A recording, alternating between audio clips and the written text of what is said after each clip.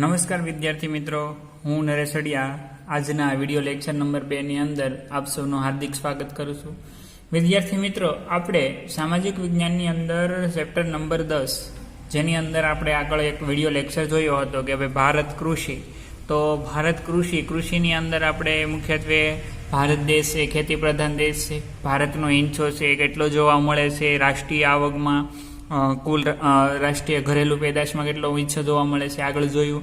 એ પછી આપણે જોયું હતું કૃષિના પ્રકારો. મુખ્યત્વે અહીંયા આપણે નોટ પણ કર્યા હતા કે ભાઈ મુખ્યત્વે કૃષિના જોઈએ તો 6 પ્રકાર છે. જીવન નિર્વાહ ખેતી, એટલે આની વિશે આપણે આગળ ક્યાં લેક્ચરની અંદર જોયું હતું. જીવન નિર્વાહ ખેતી એટલે માત્ર જે કોઈ નાના ખેડૂતો છે એનું જીવન ધોરણ જ ચાલે એ પ્રકારની થતી ખેતી એ જીવન નિર્વાહ ખેતી. સૂકી ખેતી માત્ર વરસાદ પર આધારિત ખેતી એટલે સૂકી ખેતી. પછી આદ્ર ખેતી એટલે લીલી ખેતી કે જ્યાં વરસાદનું પ્રમાણ પણ વધારે છે અને સિંચાઈની સગવડ પણ છે એ આદ્ર ખેતી. સ્થળાંતરિત ખેતી અથવા તો જેને ઝૂમ ખેતી પણ કહે છે કે એક જગ્યાએ જંગલો હોય એને કાપી અને ત્યાં 2-3 વર્ષ સુધી ખેતી કરવામાં આવે, પછી એ છોડી દઈને બીજી જગ્યાએ ફરીવાર પાછું આવું કરવામાં આવે એને સ્થળાંતરિત ખેતી કહેવાય. પછી બાગાયતી ખેતી કે ભાઈ બાગ બગીચાની જેમ જેની જાળવણી કરી કાળજી રાખી અને કરવામાં આવતી ખેતી એટલે બાગાયતી ખેતી.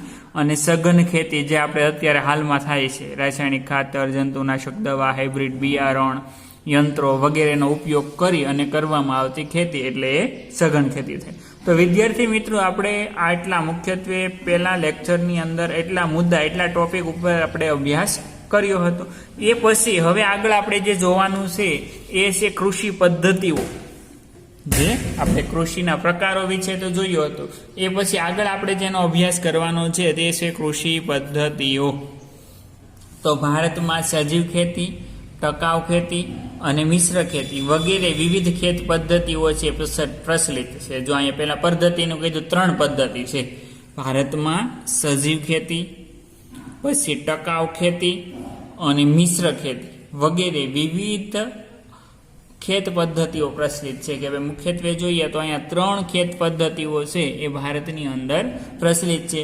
તો આપણે સૌથી પહેલા અહીંયા સજીવ ખેતી વિશે સમજવાનું છે કે ભાઈ સજીવ ખેતી કોને કહેવાય. તો કે જે પ્રમાણે રાસાયણિક ખાતર અને કીટનાશકોનો વપરાશ થઈ રહ્યો હતો તેનાથી રસાયણોની નુકસાનકારક અસરો પણ ધીરે ધીરે વર્તાવા લાગી છે. જેમ કે અનાજ, શાકભાજી અને ફળોમાં રસાયણો અને જંતુનાશકોની હાજરીને લીધે લોકોના સ્વાસ્થ્ય પર વિપરીત અસર થઈ. જો અહીંયા પહેલા આપણને સજીવ ખેતીમાં જે પહેલી ખેતી આપેલી છે કે ભાઈ એવું કીધું કે જે રીતે ખેતી થાય છે ટૂંકમાં કે રાસાયણિક ખાતર, જંતુનાશક દવા એનો વપરાશ થઈ રહ્યો છે અને તેનાથી રસાયણોની નુકસાનકારક અસરો પણ થવા લાગી. કારણ કે રાસાયણિક ખાતર નાખે અથવા તો જંતુનાશક દવા છાંટે તો એ મિત્રો કોઈ પણ ઉત્પાદન વધારે આવે પરંતુ એનું નુકસાન છે એ પણ વધારે થતું હોય છે. તો એની અસર છે ધીમે ધીમે વર્તવા લાગી છે. જેમ કે શેમાં એની અસર જોવા મળે તો કે અનાજ, શાકભાજી તથા ફળોમાં રસાયણો અને જંતુનાશકોની હાજરીને લીધે રસાયણો અને જંતુનાશકો એટલે કે જે જંતુનાશક દવાની હાજરીને લીધે લોકોના સ્વાસ્થ્ય ઉપર તેની વિપરીત અસર થઈ છે. કે આજે દિવસે આજે આપણે જોઈએ તો દાખલા તરીકે શાકભાજી છે, તો શાકભાજીનું વાવેતર કરે ત્યારથી ખાતર નાખે, પછી એને ઉગાવો આવી જાય એટલે એમાં દવાનો છંટકાવ કરે જેથી કરીને ઉત્પાદન વહેલું આવવા માંડે. દાખલા તરીકે હાલો કે દૂધી અથવા તો રીંગણ છે તો એને મિત્રો એવી પણ એની દવા આવે કે માત્ર એને એક ઇન્જેક્શન આપતા. દાખલા તરીકે સાંજે જોઈએ તો એ દૂધી છે એ નાની હોય છે પરંતુ ઇન્જેક્શન આપે એટલે સવારે છે ખૂબ જ મોટી થઈ જતી હોય છે, ફૂલી જતી હોય છે. એ પણ એક પ્રકારનું રસાયણ થઈ દવા થાય. તો આ રીતે જંતુનાશક દવાઓનો ઉપયોગ થવા લાગ્યો અને એની અસર છે એ ધીમે ધીમે માનવ જીવન ઉપર વિપરીત અસર થવા લાગી છે. પર્યાવરણ પર પણ વધારે નુકસાન થયું અને આ જંતુનાશક દવાઓ છે, રાસાયણિક ખાતર છે, એનું પર્યાવરણ ઉપર પણ વધારે એની અસર થવા લાગી, નુકસાન થવા લાગી. જમીનની ઉત્પાદકતા અને ફળદ્રુપતા પણ ઘટવા લાગી. જો આ ખાતર નાખે, દવા નાખે એના કારણે જોઈએ તો જમીનની ફળદ્રુપતા છે, જે જમીનની ફળદ્રુપતા એટલે લાંબા સમય સુધી એનું ઉત્પાદન સારું આવે. સારી જમીન હોય કે જેની અંદર ગમે તેનું વાવેતર કરી ઉત્પાદન સારું આવે તો એને ફળદ્રુપતા કહેવાય. ફળદ્રુપતા એની ઉત્પાદકતા એટલે કે જે ઉત્પાદન આવે ઉત્પાદકતા અને ફળદ્રુપતા છે એ પણ ઘટવા લાગ્યા છે, જેના કારણે લાંબા સમય પછી આ જમીનમાંથી પાકનું ઉત્પાદન અને ગુણવત્તા બંને ઘટી ગયા. અને એના કારણે શું થયા? જંતુનાશક દવા અને રાસાયણિક ખાતરને કારણે. તો કે લાંબા સમયે આ જમીનમાંથી પાકનું ઉત્પાદન અને ગુણવત્તા બંને ઘટી ગયા છે. એના કારણે લાંબા સમયે પાકનું જે ઉત્પાદન આવે છે એ ઉત્પાદન અને એની ગુણવત્તા એટલે સારી ક્વોલિટીની વસ્તુ, એ ગુણવત્તા અને ઉત્પાદન બંને છે એ ઘટી ગયા છે. તો આપણે આ વાત જે કરી અત્યાર સુધીની એ હતી અત્યાર સુધીની જે હાલમાં ખેતી થતી કે જેમાં રાસાયણિક ખાતર અને જંતુનાશક દવાનો ઉપયોગ કરવામાં આવતો હતો, અને એના કારણે જોઈએ તો લોકોના સ્વાસ્થ્ય ઉપર એની વિપરીત અસર થવા લાગી છે, અને જમીનને પણ નુકસાન થાય છે. અને એ ઉપરાંત જોઈએ તો પ્રદૂષણ છે એ પણ ફેલાય છે. તો હવે પછી જે આપણે અભ્યાસ કરવાનો છે એ સજીવ ખેતી, આ એનાથી વિરુદ્ધ છે. જુઓ, આ એટલા માટે આપ્યું કે આ પ્રમાણે ખેતી થતી એ આપણે પહેલા સમજવાનું છે. હવે આનાથી વિરુદ્ધ કે જેમાં રાસાયણિક ખાતર, જંતુનાશક દવાનો બિલકુલ ઉપયોગ કરવામાં આવતો જ ન હોય એ પ્રકારની ખેતી એટલે એને સજીવ ખેતી કહેવાય. જેમાં ખાતર અને દવાનો ઉપયોગ જ કરવામાં ન આવતો હોય એ પ્રકારની ખેતી એટલે સજીવ ખેતી. જોઈએ આપણે સજીવ ખેતી એટલે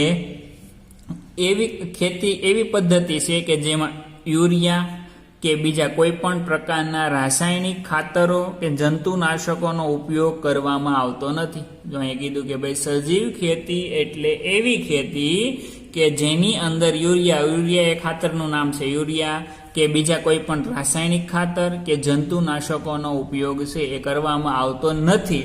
એ રીતે થતી ખેતી એટલે સજીવ ખેતી થઈ. કે રાસાયણિક ખાતર કે કોઈ પ્રકારની દવા છે એનો ઉપયોગ કરવામાં જ આવતો નથી.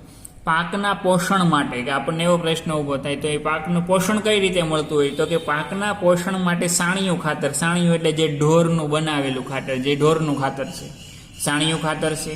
પછી અળસિયાનું ખાતર છે, કમ્પોસ્ટ ખાતર છે વગેરે.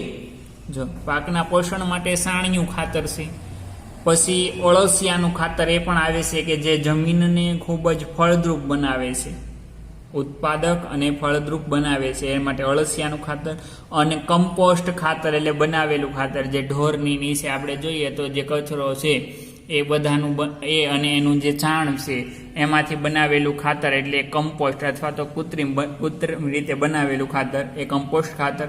તથા પાક સંરક્ષણ માટે ગૌમૂત્ર કે લીમડાનું દ્રાવણ, કે ભાઈ પાકના સંરક્ષણ માટે આગળ આપણે જોયું કે યુરિયા કે ડીએપી ખાતર નાખતા એની જગ્યાએ 3 પ્રકારના ખાતર છે આ સજીવ ખેતીમાં: સાણિયું ખાતર, અળસિયાનું ખાતર અને કમ્પોસ્ટ ખાતર. પછી પરંતુ એમાં જે દવાનો છંટકાવ કરતા તો એની જગ્યાએ શું છે? તો કે ગૌમૂત્ર છે. પછી જોઈએ બીજા નંબરે તો લીમડાનું દ્રાવણ છે અને છાશ છે. લીમડાનું દ્રાવણ એટલા માટે કે કડવું હોય છે. આપણે જોઈએ તો લીમડો છે એ સ્વાસ્થ્ય માટે ખૂબ જ ફાયદાકારક છે. એનું જે લીમડાનું દ્રાવણ એટલે કે એના પાન, મૂળિયા, એનું દ્રાવણ બનાવવામાં આવતા અને એમાંથી પછી એનો છંટકાવ છે એ કરવામાં આવતો. તો ગૌમૂત્ર છે, લીમડાનું દ્રાવણ છે અને છાશ છે વગેરે વાપરવામાં આવે છે. સજીવ ખેતીની પેદાશો પોષણયુક્ત હોય છે. જો સજીવ ખેતીમાંથી જે વસ્તુનું ઉત્પાદન થાય એ પેદાશો છે પોષણયુક્ત હોય, કે પોષણ એમાં બધા જ પ્રકારના પોષક તત્વો છે એ સારા પ્રમાણમાં હોય છે, કારણ કે એમાં દવા કે ખાતરનો ઉપયોગ થયેલો નથી એટલે સ્વાસ્થ્ય માટે કોઈ નુકસાનકારક પણ નથી. એમાં કુદરતી સ્વાદ, મીઠાશ અને સોડમ હોય છે. જો એમાં કીધું કુદરતી રીતે, કારણ કે એમાં દવા અને ખાતર નથી નખાયેલું, એટલે કુદરતી રીતે જ કોઈ પણ વસ્તુ, દાખલા તરીકે શાકભાજી હોય તો આ રીતે શાકભાજીનું ઉત્પાદન થયું હોય તો એનો સ્વાદ સારો આવે, એ વધારે પ્રમાણમાં મીઠું હોય, અને સોડમ એટલે એની જે સુગંધ છે એ પણ ખૂબ જ સારી હોય છે. દાખલા તરીકે હાલો આપણે ઉદાહરણ એક કાકડીનું લઈએ.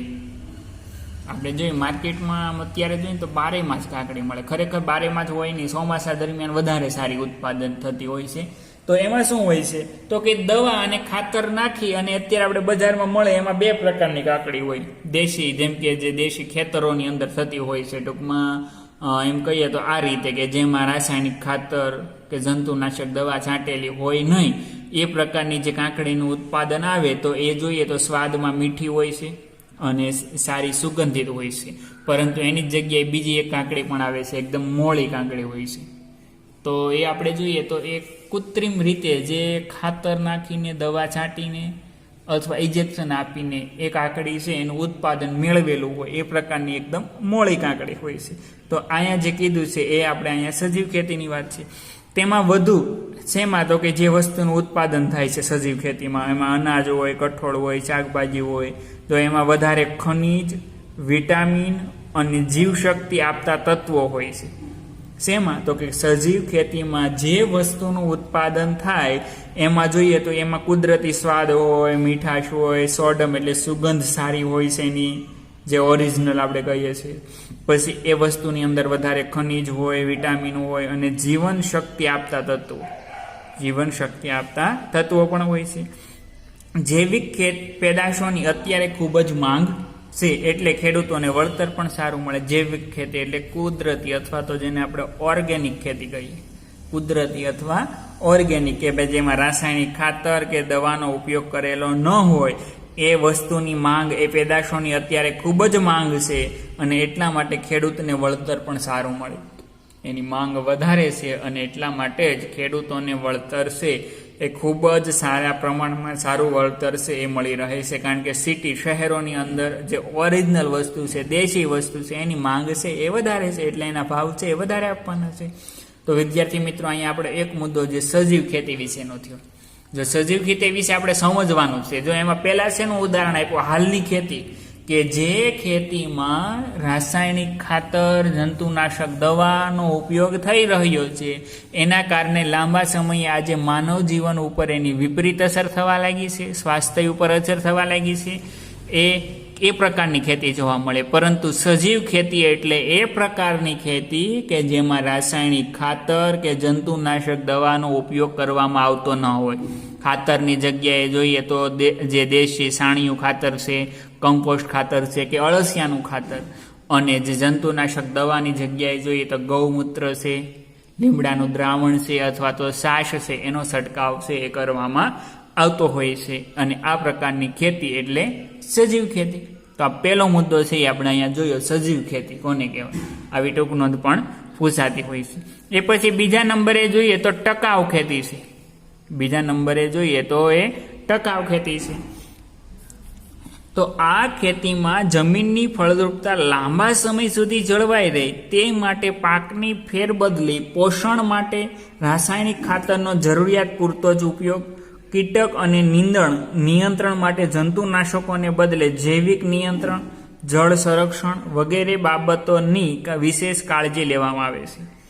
કે આ ખેતી એ પ્રકારની ટકાઉ ખેતી, એટલે ટકાઉ એટલે લાંબા સમય સુધી ખેતી કરી શકાય, લાંબા સમય સુધી ટકાવી શકાય એ પ્રકારની ખેતી એટલે એ ટકાઉ ખેતી થઈ.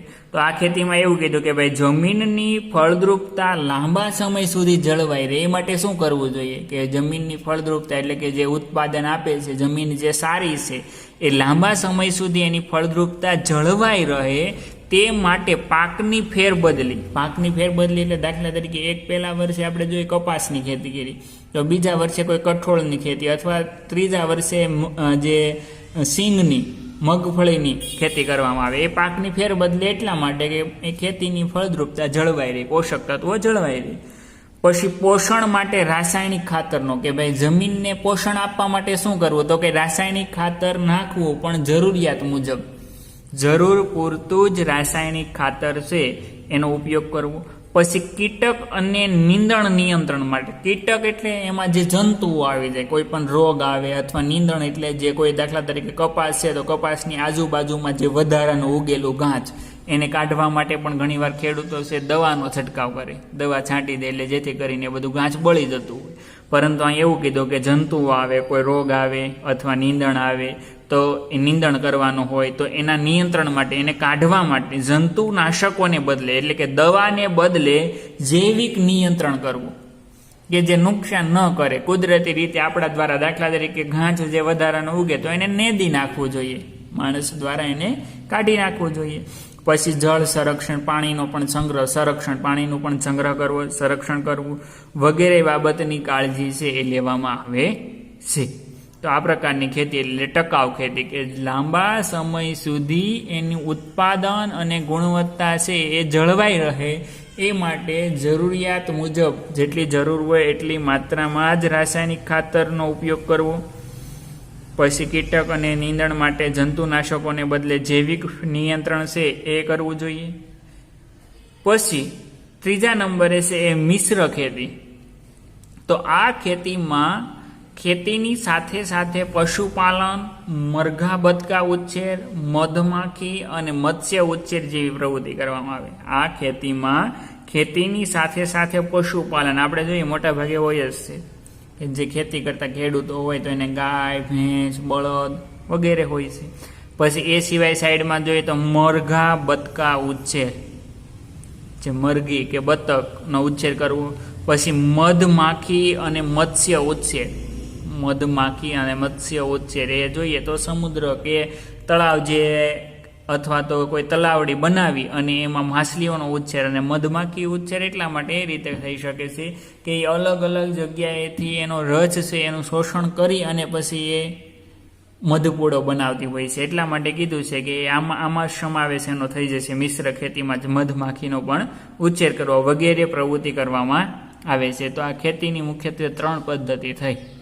સૌથી પહેલાં આપણે અહીંયા જોઈએ હતી એ સજીવ ખેતી છે, ટકાઉ ખેતી છે અને મિશ્ર ખેતી છે. તો ખેતીની મુખ્યત્વે 3 પદ્ધતિઓ.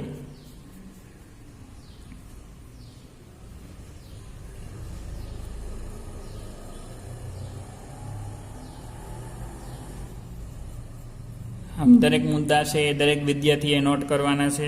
તો એમાં 3 પદ્ધતિઓ કઈ કઈ છે તો કઈ સજીવ ખેતી,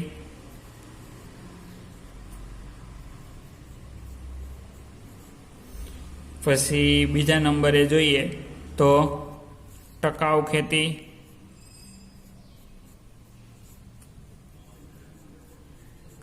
અને ત્રીજા નંબરે જોઈએ તો એ છે મિશ્ર ખેતી. તો આ ખેતીના મુખ્યત્વે જોઈએ વિદ્યાર્થી મિત્રો તો આ 3 પ્રકારો છે એ આ રીતે આપેલા છે, જેનો અભ્યાસ છે એ આપણે અહીંયા કરેલો છે.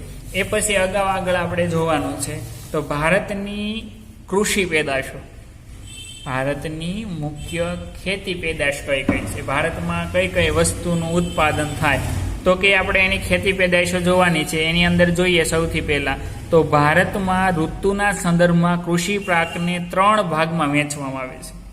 ઋતુના આધારે કે જે શિયાળો, ચોમાસું અને ઉનાળો એ રીતે ઋતુના આધારે જોઈએ તો મુખ્યત્વે અલગ અલગ 3 ભાગમાં વહેંચવામાં આવે છે. જેમ કે પેલું છે ખરીફ પાક, રવિ પાક અને જાયદ પાક. તો ખરીફ પાક કોને કહેવાય તો કે ચોમાસામાં લેવામાં આવતા પાકને ખરીફ પાક કહે છે. આ યાદ રાખવાનું દરેકે, ચોમાસામાં જે પાક લેવામાં આવે છે એને ખરીફ પાક. આવું ખાસ પૂછાય છે દર વર્ષે કોઈ પણ વિકલ્પ, ખાલી જગ્યા અથવા તો આનો કોઈ પણ એક પ્રશ્ન હોય જ છે. એટલે દરેક વિદ્યાર્થીએ ખાસ યાદ રાખવાનું છે. ચોમાસામાં લેવામાં આવતો પાક એટલે એ ખરીફ પાક થયો. પછી આ પાકનો સમયગાળો શું હોય છે તો કે આ પાકનો સમયગાળો જૂન જુલાઈથી શરૂ કરીને આપણું જે શૈક્ષણિક સત્ર શરૂ થાય જૂનથી, ત્યારથી ચોમાસાની પણ શરૂઆત થાય. જૂન જુલાઈથી લઈ અને ઓક્ટોબર નવેમ્બર સુધીનો આ પાકનો સમયગાળો છે એ હોય છે. પછી એમાં શેનું ઉત્પાદન થાય ચોમાસા દરમિયાન તો કે ડાંગર, મકાઈ, જુવાર, બાજરી, કપાસ, તલ, મગફળી અને મગ, મઠ વગેરે. જે આ બધા જ પાકો છે એ ચોમાસામાં લઈ શકાય. અને ચોમાસામાં લેવામાં આવતો જે પાક એને ખરીફ પાક કહેવામાં આવે છે. અને એનો સમયગાળો આ 3 વસ્તુ યાદ રાખવાની કે આ સમયમાં લેવાય એને કયો પાક કહેવાય છે, પછી ક્યાંથી ક્યાં સમયમાં, અને એમાં કઈ કઈ વસ્તુનું ઉત્પાદન થાય છે, એ સમયમાં શેનું વાવેતર કરી શકાય છે. પછી બીજા નંબરે જોઈએ તો રવિ પાક. રવિ એટલે શિયાળામાં લેવામાં આવતો પાક. ક્યારે થશે તો કે શિયાળામાં. શિયાળામાં લેવામાં આવતા પાકને રવિ પાક કહે છે. એકદમ સરળ છે, યાદ રાખવાનું. ખરીફ પાક એટલે ચોમાસામાં લેવામાં આવે છે, રવિ પાક એટલે શિયાળામાં લેવામાં આવે છે. તો તો આ પાકનો સમયગાળો ઓક્ટોબર નવેમ્બરથી માર્ચ એપ્રિલ સુધીનો, એટલે દિવાળીથી આમ તો મોટા ભાગે શરૂ થઈ જાય શિયાળાની શરૂઆત. તો ઓક્ટોબર નવેમ્બરથી શરૂ કરી અને માર્ચ એપ્રિલ સુધીનો સમયગાળો એ રવિ શિયાળાના પાકનો સમયગાળો હોય છે. અને એમાં શેનું ઉત્પાદન થાય એ સમય દરમિયાન? તો કે ઘઉં, ચણા, જવ, સરસવ, રાયડો, અળસી વગેરે એટલી બાબતોનું ઉત્પાદન છે એ પણ થાય છે. તો આમ રવિ પાક જે શિયાળામાં લેવામાં આવતો પાક છે, ઓક્ટોબર નવેમ્બરથી શરૂ કરી અને માર્ચ એપ્રિલ સુધી લેવામાં આવતો આ પાક છે. પછી જાયદ પાક. જાયદ એટલે ઉનાળામાં લેવામાં આવતા પાકને જાયદ પાક કહે છે. ક્યારે? તો કે ઉનાળામાં લેવામાં આવતા પાકને જાયદ પાક કહે છે.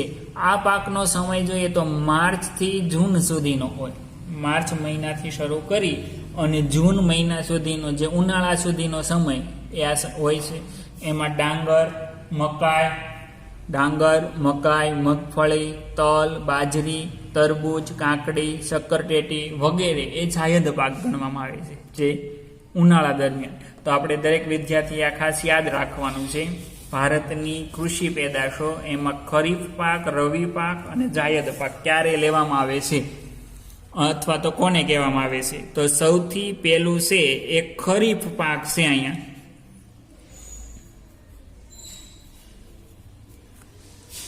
ખરીફ પાક. બીજું છે એ રવિ પાક અને ત્રીજું છે એ જાયદ પાક.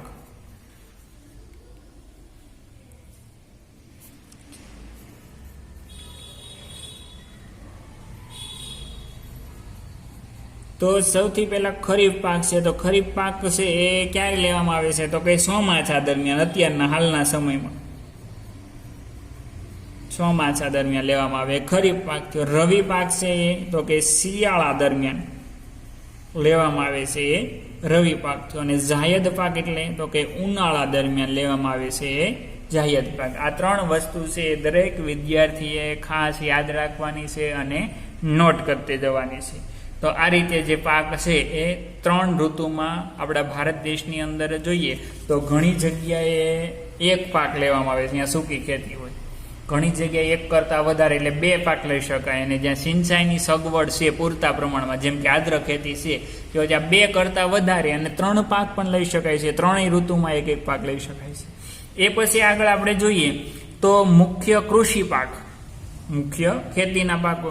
ભૌગોલિક પરિસ્થિતિ, આબોહવા અને જમીનની વિવિધતા અને વરસાદના પ્રમાણમાં રહેલી ભિન્નતાને કારણે ભારતના જુદા જુદા ભાગોમાં વિવિધ પ્રકારનું પાકનું વાવેતર થાય. વિદ્યાર્થી મિત્રો, આજે આપણે જોઈએ તો દરેકને આપણને ખ્યાલ હશે કે ભાઈ દરેક જગ્યાએ બધું એક સરખું. દાખલા તરીકે હાલો અહીંયા કપાસ અથવા ડુંગળીનું ઉત્પાદન આપણા સૌરાષ્ટ્રમાં થાય તો બધી જગ્યાએ કપાસ અને ડુંગળી જ ન થતી હોય, અલગ અલગ હોય. શું કામ અલગ અલગ હોય? તો કે ત્યાંની જમીન છે, ત્યાંની આબોહવા છે, ત્યાંનું વરસાદનું પ્રમાણ છે અથવા સિંચાઈની સગવડ છે. આ બધી બાબતો બધી જગ્યાએ એક સરખી હોતી નથી, અલગ અલગ હોય. એટલા માટે ત્યાંના કૃષિ પાકો છે એ પણ અલગ અલગ જોવા મળે છે. અહીંયા કીધેલું છે કે આ બધી બાબતોની ભિન્નતા, અલગતાને કારણે ભારતના અલગ અલગ ભાગમાં અલગ અલગ પાક અથવા તો અલગ અલગ પ્રકારના પાકો છે એ લેવામાં આવતા હોય છે. જે તમને પાછળ અહીંયા કોષ્ટક આપેલું છે એ પ્રમાણે જોઈએ તો એ પાકનું ઉત્પાદન છે એ લેવામાં આવતું હોય છે. જેમ કે જોઈએ સૌથી પહેલાં તો ભારતની મુખ્ય કૃષિ પેદાશો અહીં આપેલી છે તમને. એની અંદર સૌથી પહેલાં જોઈએ તો ધાન્ય પાક છે. ધાન્ય પાકમાં જોઈએ તો ઘણા બધા આવી જશે. જેમ કે જોઈએ તો ડાંગર છે, ઘઉં છે, જુવાર છે, બાજરી છે, મકાઈ છે, જવ છે. એવી રીતે આપણે આ બધા જ પાક વિશે જોઈએ તો અહીંયા આગળ જોવાનું છે કે બધા અલગ અલગ જે ધાન્ય પાક છે, કઠોળ છે, તેલીબિયા છે, પીણા રોકડિયા પાક છે, ઔષધિઓ મસાલા પાક છે, ફળ છે અને છેલ્લે છે શાકભાજી છે. તો આ બધા જ પાકો વિશે આપણે અહીંયા વિસ્તૃત અભ્યાસ છે એનો કરવાનો છે, પરંતુ આગળ ધીમે ધીમે જેમ લેક્ચર પ્રમાણે કરતા જશે. તો આ ભારતના મુખ્ય કૃષિ પાકોનું કોષ્ટક છે એ દરેક વિદ્યાર્થી મિત્રો પોતાનું પુસ્તક કાઢી અને એમાં જોવાનું છે, વાંચવાનું છે કે ક્યાં તેલીબિયા છે, ક્યાં પીણા છે, ક્યાં રોકડિયા પાકો છે, એના વિશે દરેક વિદ્યાર્થીએ અભ્યાસ કરવાનો છે. તો આજનો લેક્ચર છે એ આપણે અહીંયા સુધી રાખશું. થેન્ક યુ વિદ્યાર્થી મિત્રો.